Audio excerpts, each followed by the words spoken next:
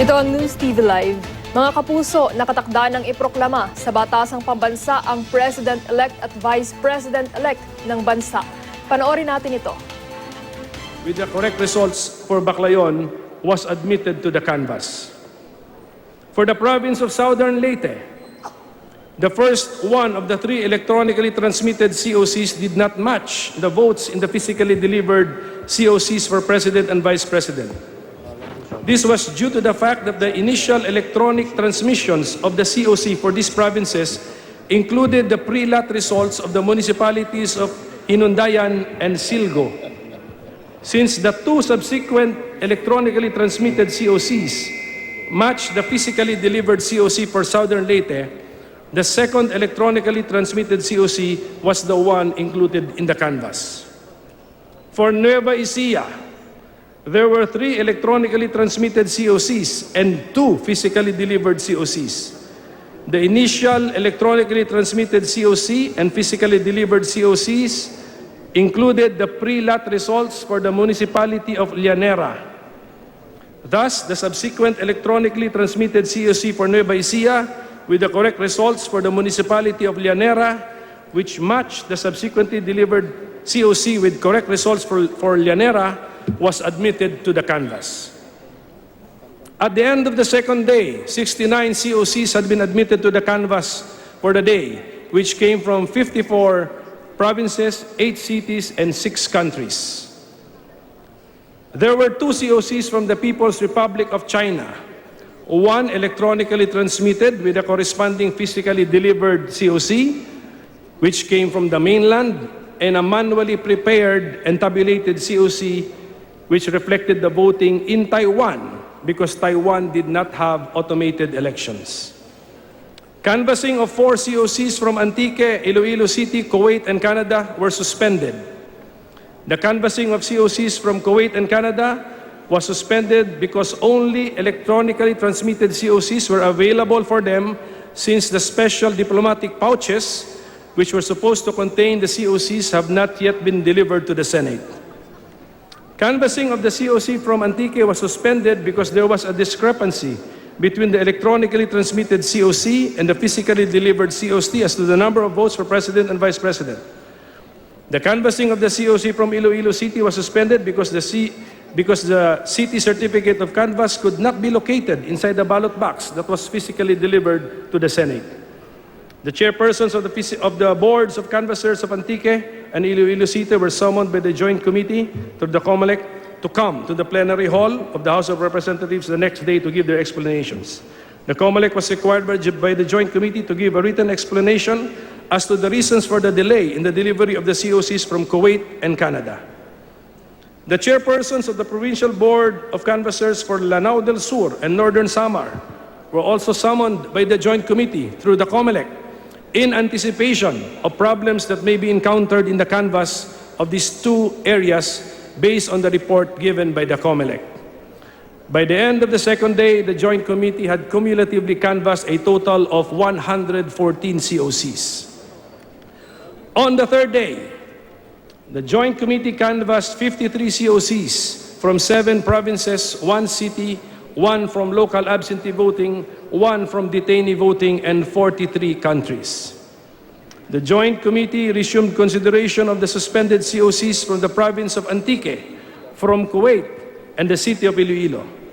For Antique, the chairman of the Provincial Board of Canvassers, Attorney Jesse B. Suarez, explained that the figures in the physically delivered COC were higher than the figures in the electronically transmitted COC because the former contained the votes of 2 clustered precincts in the municipalities of Anii and San Remigio, which conducted special elections on May 16, 2016. And the reason for the special elections was the shortage of official ballots for the said precincts on May 9, 2016.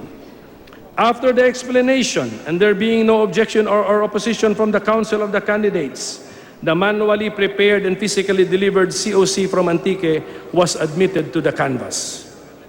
The COC from Kuwait was canvassed after it was manifested that the special diplomatic pouch from Kuwait had been delivered earlier by the representative of the COMELEC And it was compared and found to match the electronically transmitted COC from the CCS.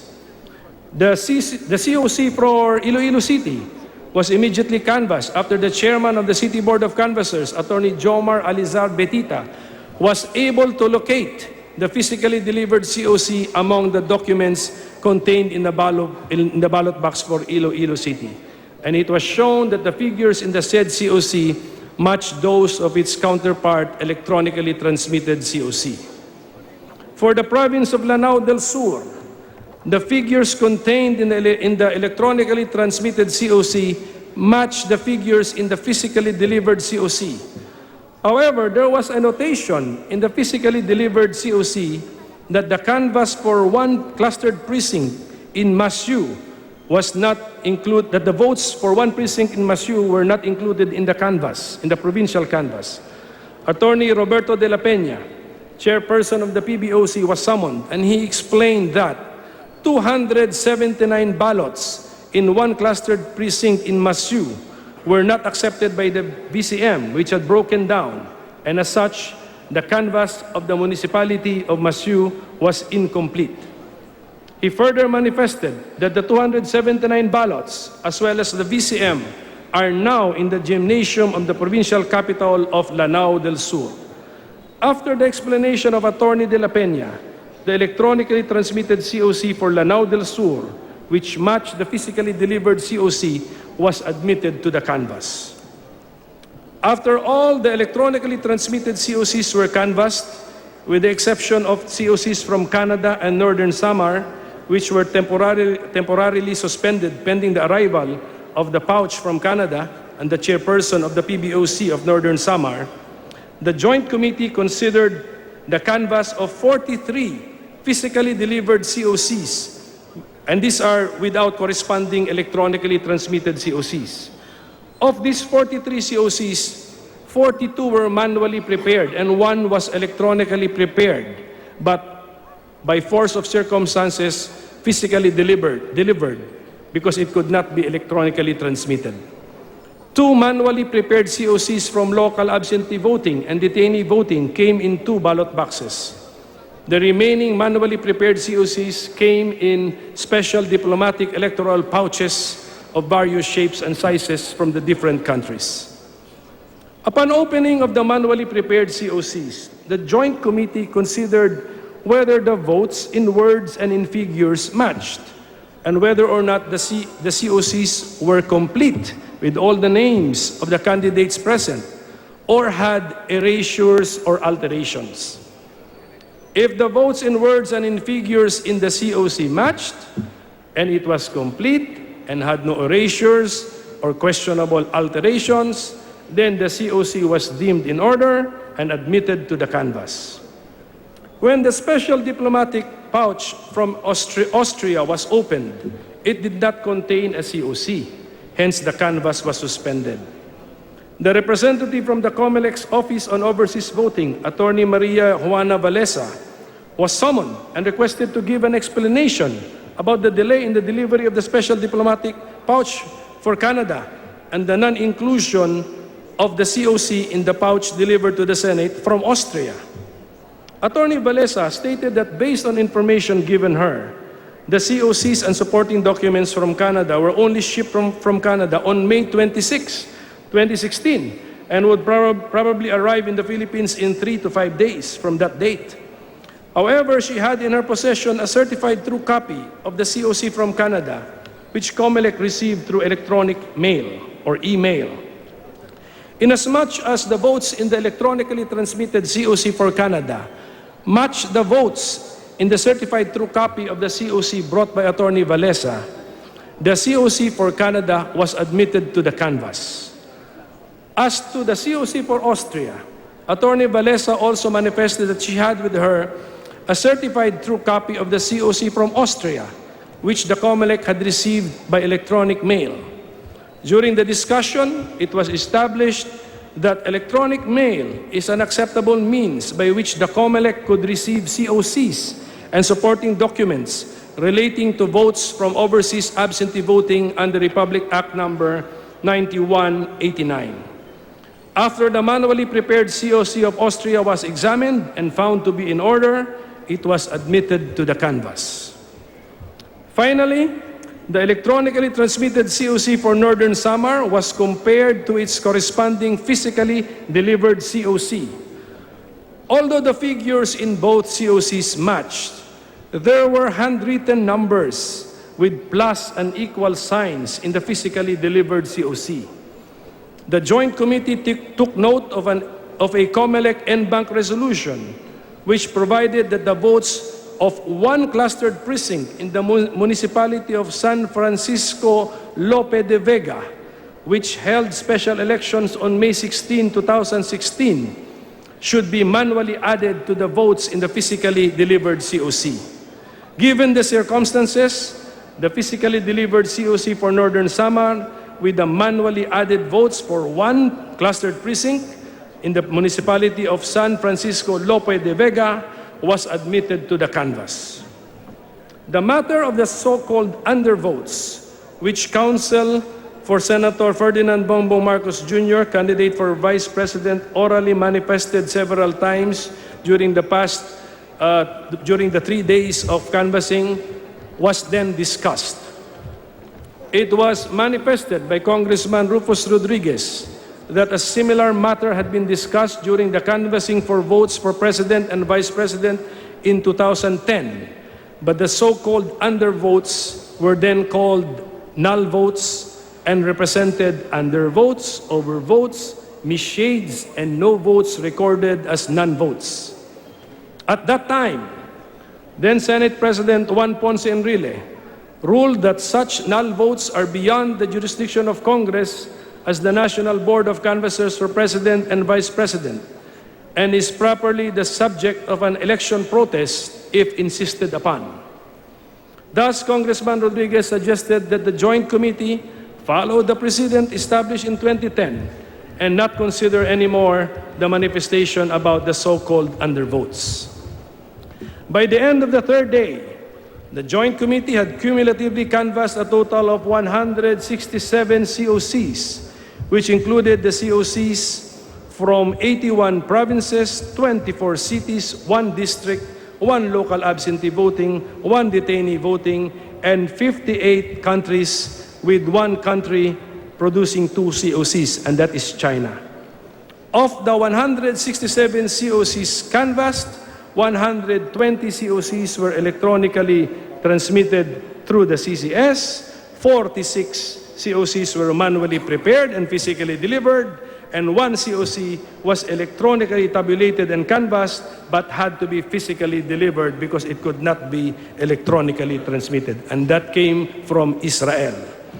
Compared to the canvassing done in 2010, which took a total of 9 working days, this time our Joint Committee did the work in only 3 days, the shortest period of canvassing of votes for President and Vice President in Philippine history.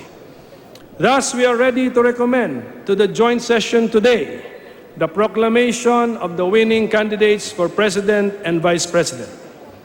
The results of the national canvass for the positions of President and Vice President are as follows. For President, Rodrigo R. Duterte, 16,601,997. Manuel A. Rojas III, 9,978,175. Mary Grace Natividad S. Poe, 9,100,991. Jejomar C. Binay, 5,416,140. Miriam P. Defensor Santiago, 1,455,532. And Roy V. Señeres, 25,779. For Vice President, Maria Leonor G. Robredo, 14,418,817.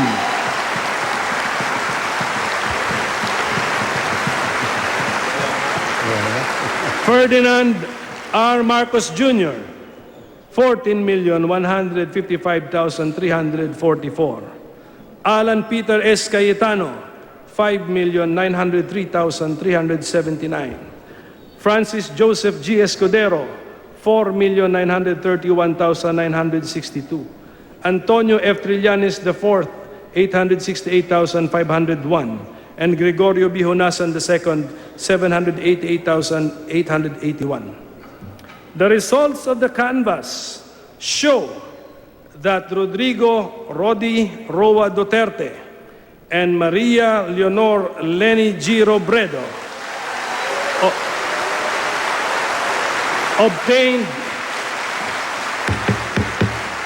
obtained the highest number of votes for President and Vice President respectively.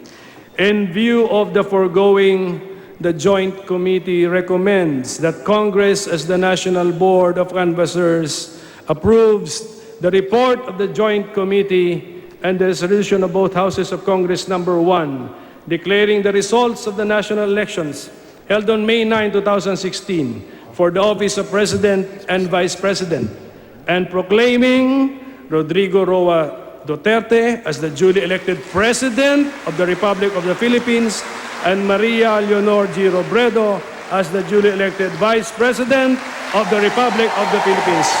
Maraming salamat po. Magandang araw sa inyong lahat. Order, please. Order. Order. Parliamentary inquiry, Mr. Speaker. Mr. Speaker, parliamentary inquiry.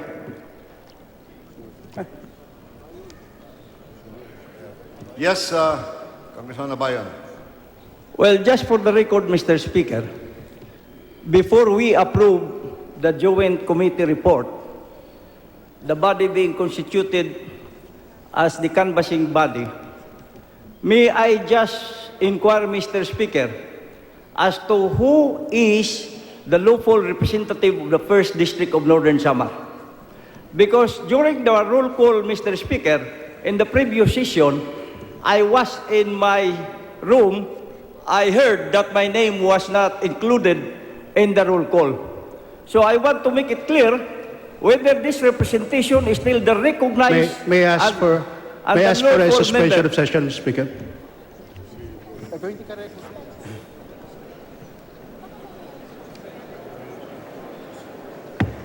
Tapos lang ilahad Session ni suspended for 1 minute. Senador Coco Pimentel ang joint canvassing Session suspended report for 1 minute. ng Kongreso na tumayong National Board of Canvassers.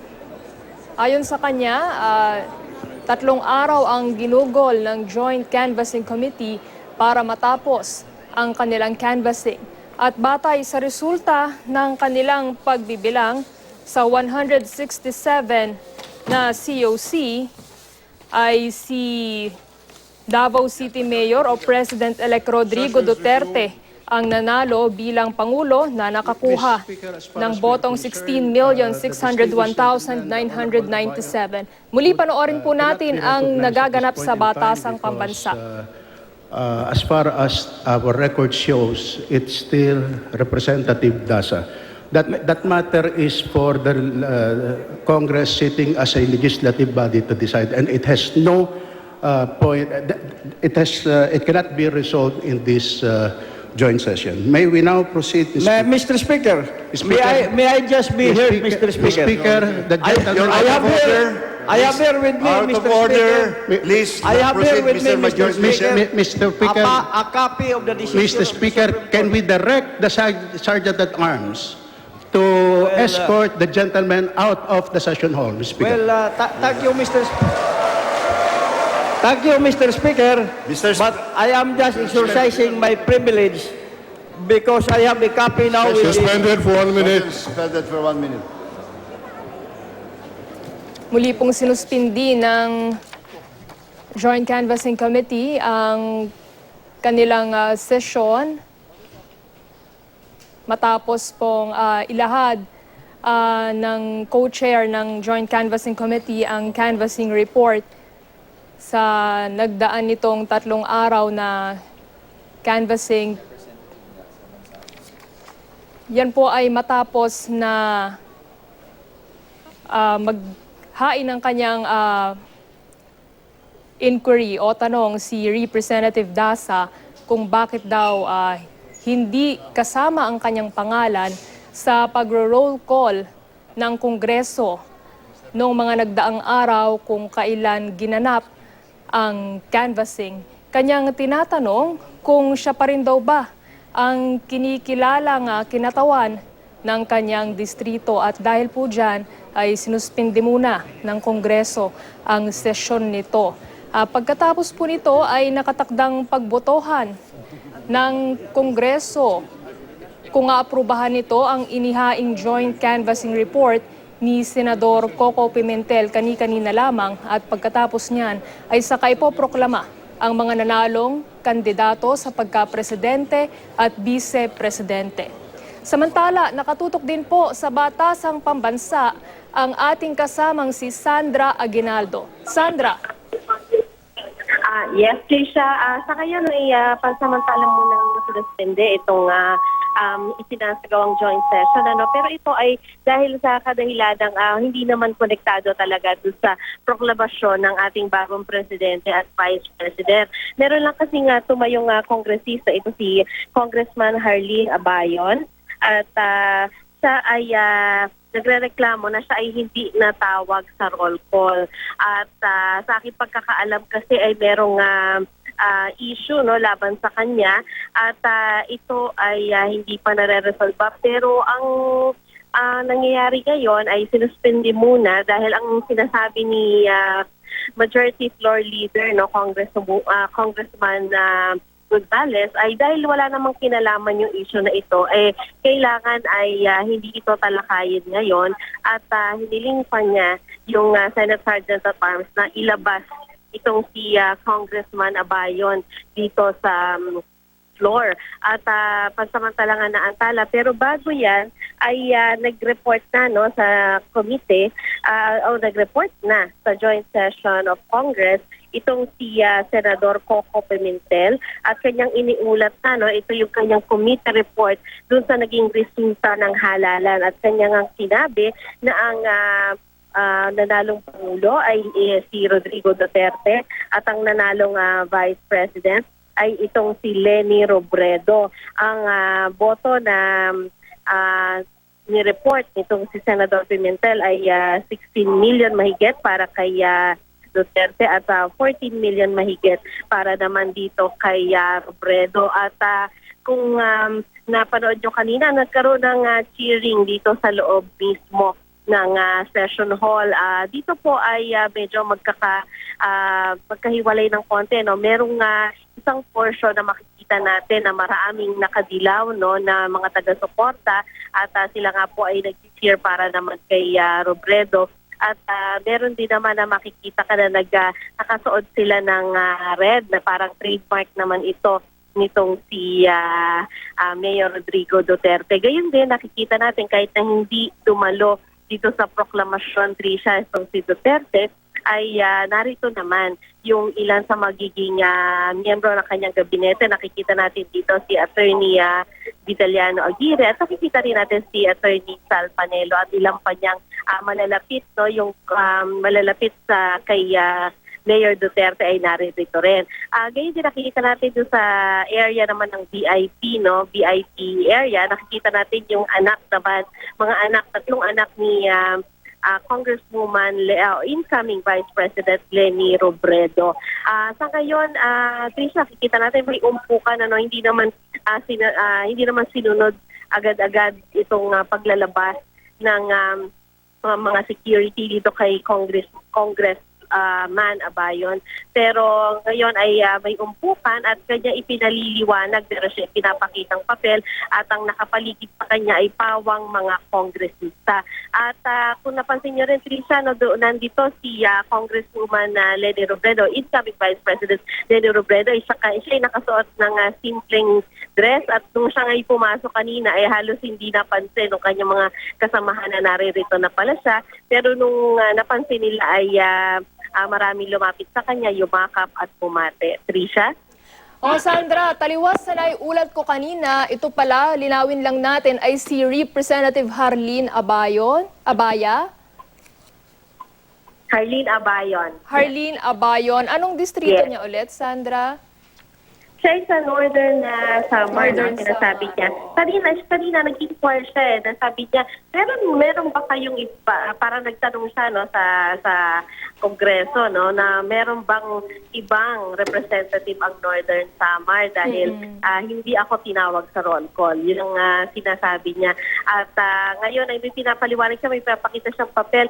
Kung hindi ako nagkakamali, Trisha, kasi merong protest no, laban sa kanya paugnay noong 2013 elections at meron ngang mga naunang report na ay siya pinatatanggal na sa roster, no, pero sa ngayon, Trisha, hindi ko pa alam yung pinaka-update ng bagay na yan, pero yun nga, meron siya pinapakitang papel at kanyang kinocontest yung hindi pagkabanggit sa kanya sa roll call. Oo, Trisha? Sandra, mabalik tayo doon sa nakatakdang gagawing proklamasyon ng Kongreso ngayong araw. Paano kaya nila pagbobotohan yung canvassing report? Oo, yung in the past, no, dun sa nung 2010, merong nagsasalita, may tumatayo para magsalita, ano, kaugnay doon sa kanilang boto, whether pabor sila o hindi pabor doon sa committee report. Kanina nga kung napansin mo, Trisha, meron nang tumayo actually at ito nga ay yung campaign manager ni Vice Presidential Candidate, Senador Bongbong Marcos, si Congressman Jonathan de la Cruz. Pero sinabihan siya na hindi pa ito ang punto para siya ay magsalita tungkol sa kung ano man yung gusto niyang ideklara kaugnay sa issue. So ngayon, Trisha, ito nagpapatuloy na ang sesyon ng joint houses. Maraming salamat sa iyo, Sandra Aguinaldo. Houses declaring the newly elected President and Vice President of the Republic of the Philippines.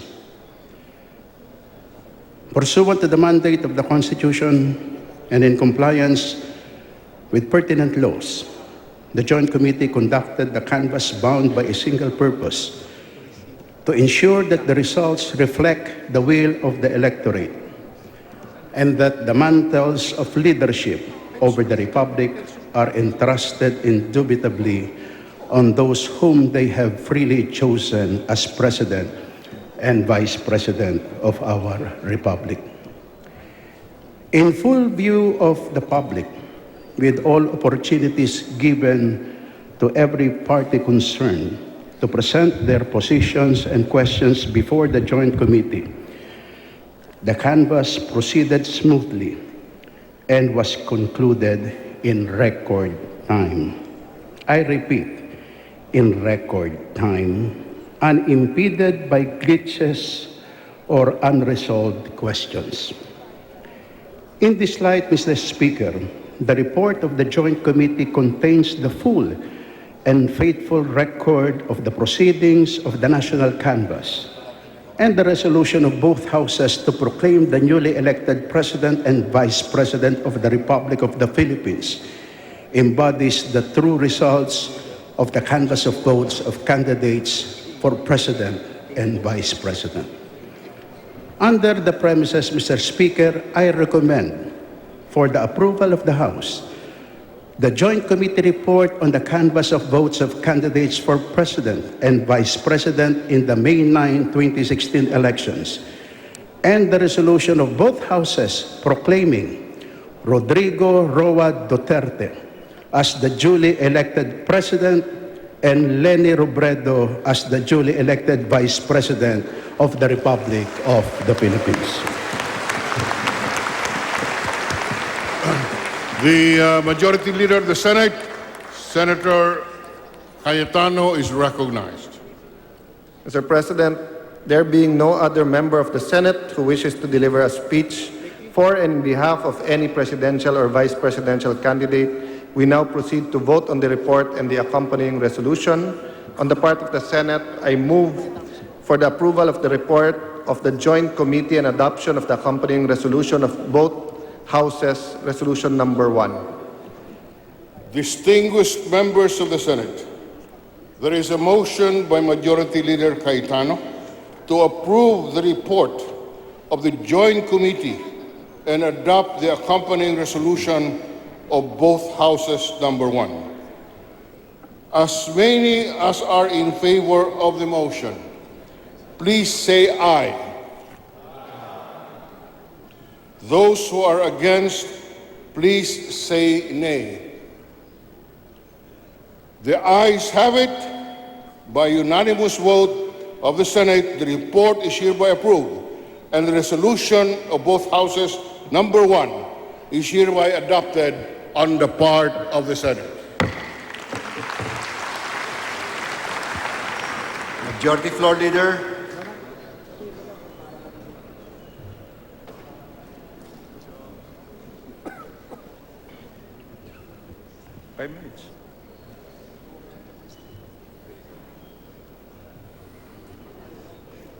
Mr. Speaker, I understand that the distinguished gentleman from Abacada, the Honorable Jonathan De La Cruz, wishes to deliver a speech for a particular candidate, and under our rules, he is given 5 minutes, Mr. Speaker. The representative of the Abacada party list is hereby given 5 minutes to deliver a speech. Thank you very much, Mr. Speaker. Mr. Speaker, Mr. Senate President, colleagues in the 16th Congress, friends, ladies and gentlemen, good afternoon.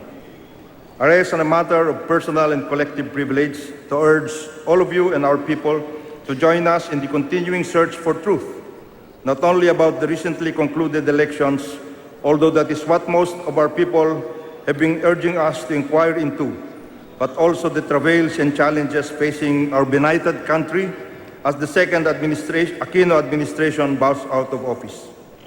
There will be more than enough time to scrutinize and audit the claims of this outgoing daang matuwid kung walang korap, walang mahirap administration, especially since we look forward to President-elect Rodi Duterte's initiatives to bring to fruition what he advised our countrymen in the course of the campaign. Change is coming, a change we all can believe in. So we will have to focus on the issues and concerns we raised during this campaign. As the good book says, there is a time for everything and a season for every activity under the heavens. God will bring into judgment both the righteous and the wicked, for there will be time for every activity, a time to judge every deed. And so for today, with the indulgence of the body, may I be allowed to bring to its attention the affirmation of a cause I have no doubt we are all for and should be part of.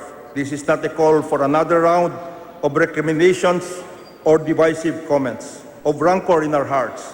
Instead, this is a call for renewal, an exhortation for patriotic endeavor. Partisan feelings must now yield to patriotic duty.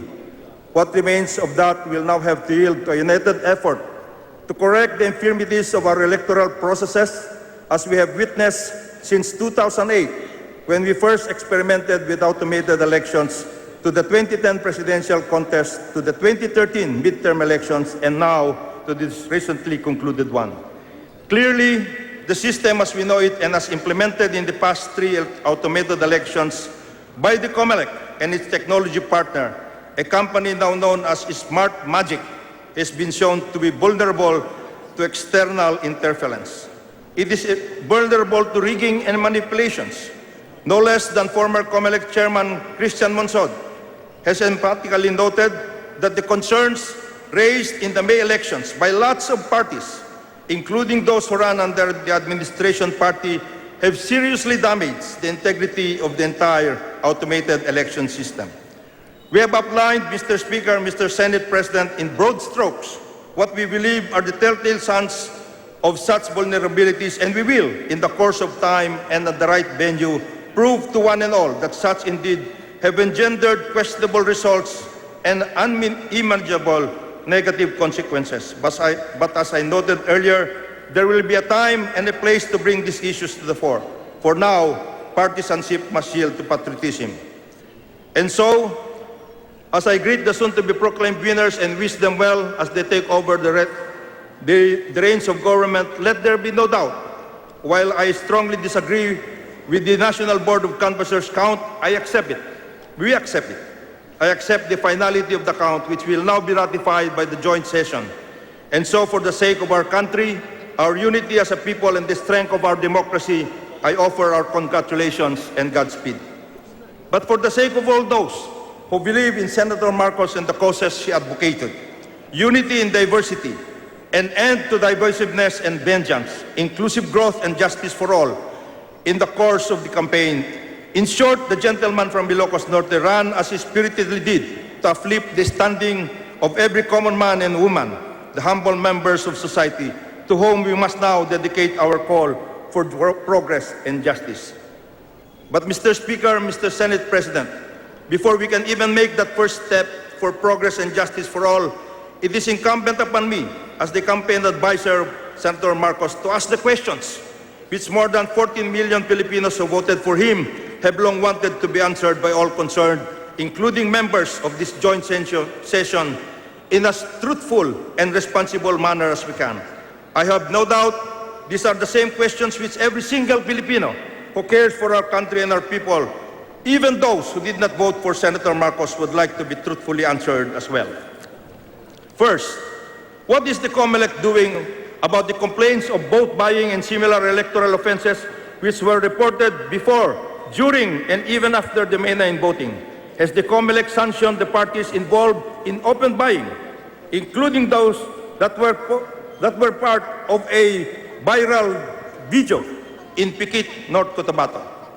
Second, is the COMELEC aware that its resolution exempting the handing down of a number of government perks and projects during the election period from the enumerated prohibitions such as the CCT, PhilHealth, BUB, and others was used as a carte blanche by administrator operators to openly and capriciously buy the loyalty and, of course, the votes of the unsuspecting recipients? Third, has the COMELEC taken hold of the spending done in ads and campaign operations by the candidates, especially those running for national positions, which may have breached the levels specified under the rules? Fourth, did the COMELEC, as it is its bounden duty, comply with all the testing and sealing rules, as well as the get-go safeguard rules, prior to issuing the authority for the entire system to be operated? I am told there were a host of issues and concerns which remained unanswered and which now need to be answered as the system's vulnerabilities are exposed. Even as the COMELEC, Mr. Speaker, Mr. Senate President, was still struggling with the innumerable technical challenges in the automated election system 2016 version, including the no bio, no voto, and the hacking of its system prior to the voting, the body must now answer a lot of questions associated with the voting itself. Did the COMELEC give Congress and the public later the complete list of the serial numbers associated with the 92,000 vote counting machines deployed nationwide? How many of these malfunctioned on election day? Where? When? What was done with these malfunctioning machines? I am told that in one province alone, in Camarines Sur, more than 90 vote counting machines malfunctioned on election day. Which machines were these? What happened to these machines? What about the reports on the consolidated canvassing servers? There are reports that 30 such servers from various parts of the country were bundled and sent to the Santa Rosa warehouse of Smartmatic. Which servers are these? Why were these bundled and shipped to Santa Rosa? What happened in Santa Rosa? Were these machines eventually used? If so, for what and when? Just this morning, Mr. Speaker, Mr. Senate President, 3 whistleblowers publicly stated that there was a rogue canvassing center in Quezon, which ostensibly intercepted the results and consolidated the same and spewed this out with controversial results. Again, this must be looked into. Did the COMELEC account for the 2,800 other machines retrieved from the 2013 exercise, which were supposedly set aside, but which some sectors are now claiming were actually used this time around? Early on, in the course of voting on May 9, and immediately after and during transmission, reports that a certain Marlon Garcia, the Venezuelan technical director of Smart Magic, on his own and without any express authority from the COMELEC and bank, changed the script of the PPCRB transparency server over a minor matter, allegedly a cosmetic change, but which IT experts now charge impacted an entire automated election system. This has embroiled the COMELEC and Smart Magic in a controversy which has inevitably put into question the integrity of the system and the election results. This has prompted me and the Marcos campaign to request the COMELEC to conduct a thorough systems and platform audit to clear the air. We had wanted, Mr. Speaker, Mr. Senate President, the audit undertaken prior to the congressional canvass. Unfortunately, COMELEC decided otherwise, but we continue to urge that such audit be undertaken, as studies show that indeed that move by Garcia, the same Garcia who has monkeyed with the 2008, 2010, and 2013 elections through a similar ruse, cosmetic change, has impacted heavily on the integrity of the system. This audit has become even more critical with the now impending proclamation of the winners in the presidential and vice presidential contest to ensure that no iota of doubt, no cloud of apprehension can be handed over to the mandate being given to the top 2 officials of the land. This has even become more necessary in the case of the vice presidential race because of the extremely slim margin between the top two candidates. We note, for example, that the 260,000 vote lead of Representative Robredo can be easily overtaken if the system audit, which will presumably require a look at the election returns themselves, show that indeed a number of things changed after that questionable Venezuelan strike. If the body will allow, I will be happy to read for the record a good example of the end results after that strike. Due to these unquestionably illegal acts, I have decided, ladies and gentlemen, to file cases against Garcia, Eli Moreno, and Smartmatic. Yeah. Smartmatic, Mr. Speaker, just give me... Gentleman has 1 minute. Just 2 more minutes, Mr. Speaker. Smart Magic has become such a monstrous presence in the implementation of the EES, and that is the reason why we will urge the incoming administration not to blacklist this particular company from any participation in our electoral system. For example, this is what Smartmatic has done. As reported in certain quarters, it has set up several rogue consolidated canvassing service centers nationwide without COMELEC's express approval. Was the transport of 30 CCS machines to Santa Rosa ostensibly for repair and recalibration part of this rogue system? Is it also true that there is a super CCS which Smart Magic has set up somewhere in the Metro Manila area, which at some point during the transmission of results from the various BCMs took over the entire task of consolidation? Is this the reason why we had systems problems at 7:30 in the evening of May 9 and also at 10 o'clock and thereafter and the election day itself of May 9? There is also the problem of the unaccounted votes. And this is one problem that we will now have to look into, Mr. Speaker. The undervote totaled 3.5 million. Gentleman has exceeded his 2 minutes. Mr. Speaker, Yes, just I will now recognize the majority leader. just two more pages, Mr. Speaker. no, Mr. Speaker. Two more Mr. Speaker. pages. Mr. Speaker. Just 2 more pages Mr. Speaker. for the record. The 2 pages can be inserted into the record of I the will proceedings. just read one Yes. short paragraph. That is the pleasure of the Speaker, Mr. Speaker. I will just read this. Okay.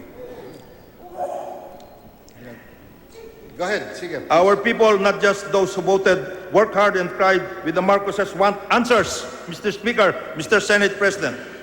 Honest, responsive, and credible answers to these and other questions. They may not get the answers now as the Joint Canvass Committee submits its report. They may not get their answers now as this joint session proclaimed the winners. But we will not stand still, Mr. Speaker, Mr. Senate President. We will strive to seek the truth and provide answers to the myriad questions which have come and continue to come on our way. And so I say, as I paraphrase the late Senator Edward Kennedy, for all those who walk this journey for unity, inclusive growth, and justice for all the humble members of society who sought reforms and waited for the light, for all those who aspired for an end to divisiveness and vengeance, and for all those who dreamed and hoped for a better future for us all and the generations to come, the cause endures, the hope still lives, and the dreams shall never die.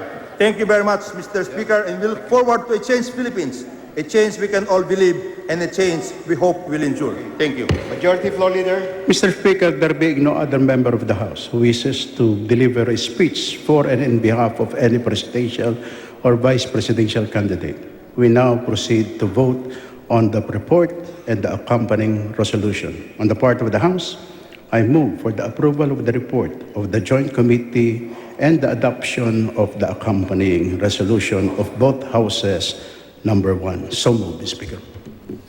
Distinguished members of the House of Representatives, there is a motion to approve the report of the Joint Committee and to adopt the report, the accompanying resolution of both Houses, number 1. As many as are in favor of the motion, please say aye. Aye. As many as are opposed to the motion, please say nay. The ayes have it. The report is hereby approved, and the resolution of both Houses, number 1, is hereby adopted on the part of the House of Representatives. Majority Leader Cayetano is recognized. Mr. President, on the part of the Senate and pursuant to the resolution that we have just adopted, I have the privilege to move that we proclaim the duly elected President, Rodrigo Rodi Roa Duterte, and the duly elected Vice President, Maria Leonor Leni Herona Robredo, the Vice President of the Republic of the Philippines. Is there any objection? The chair hears none. On the part of the Senate, I hereby proclaim Rodrigo Roa Duterte and Maria Leonor Herona Robredo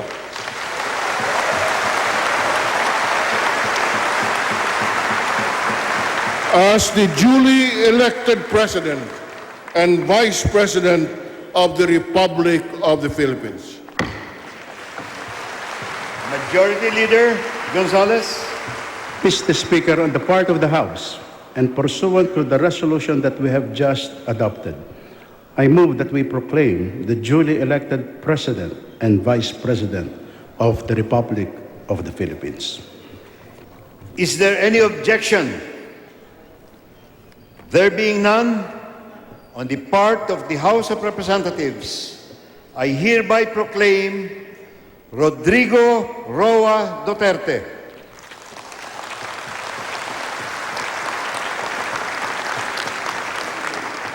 and Maria Leonor Herona Robredo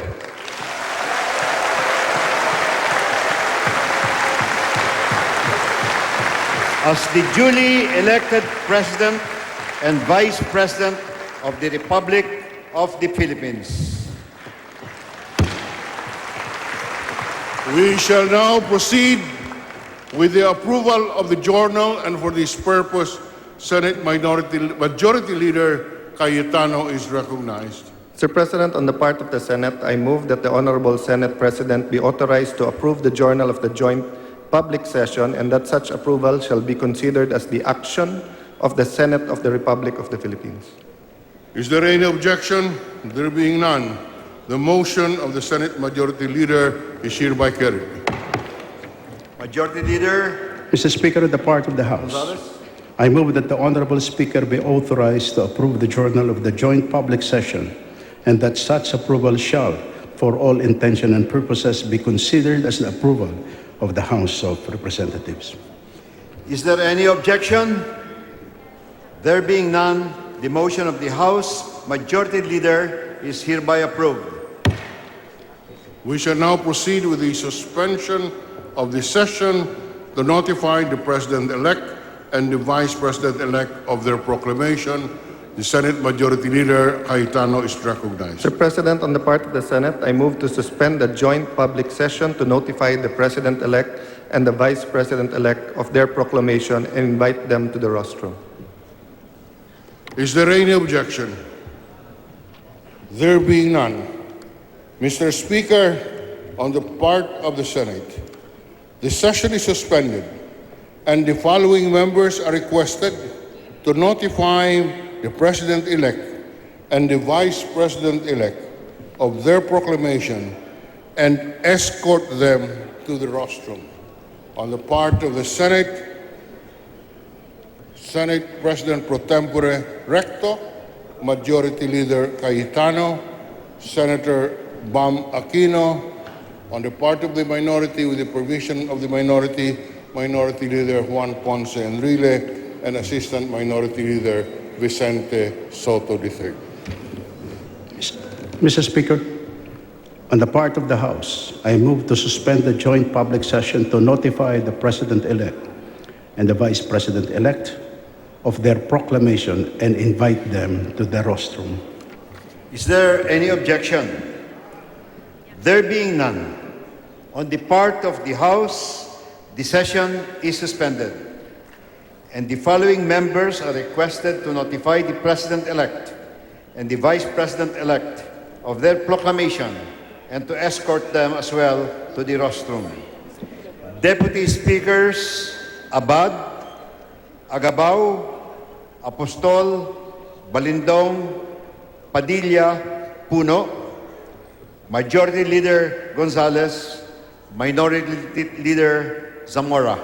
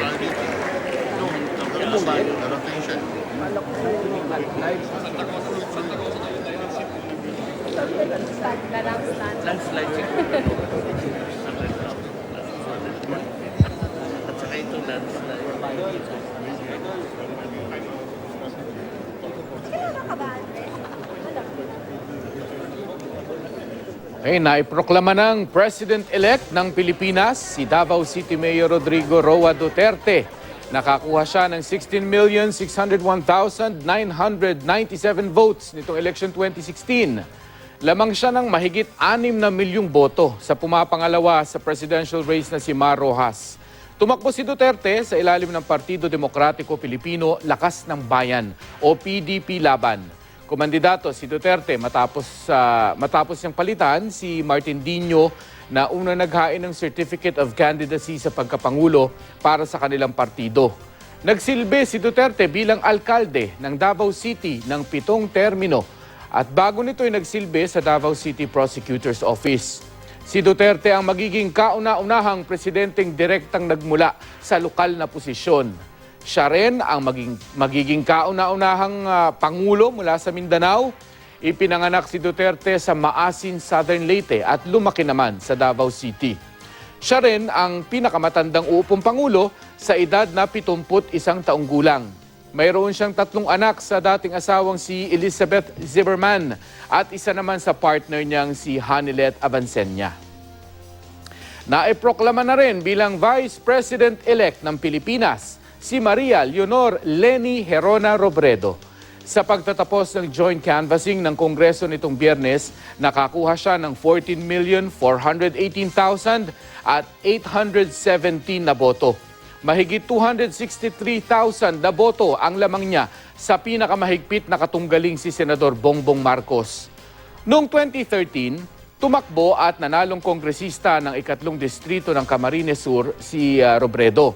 Bago pumasok sa politika, isang private lawyer si Robredo. Pinakamabilis ang canvassing ng mga boto sa pagkapangulo at pangalawang pangulo ngayong election 2016 kumpara sa mga nakaraang eleksyon. Nagsimula ang canvassing pasado alas 2 ng hapon itong nakaraang Miyerkules, May 25, at natapos ng pasado alas 7 ng gabi nitong Biyernes, May 27. Noong 2010, kung kailan isinagawa ang unang automated elections, tumagal ng mahigit 2 linggo ang canvassing. Nagsimula ito May 25, 2010, June 9, 2010 naman isinagawa ang proklamasyon. Sa eleksyon naman noong 2004, inabot ng mahigit 1 buwan ang canvassing na nagsimula May 21, 2004 at natapos June 24, 2004. Manual pa ang paraan ng pagboto noon.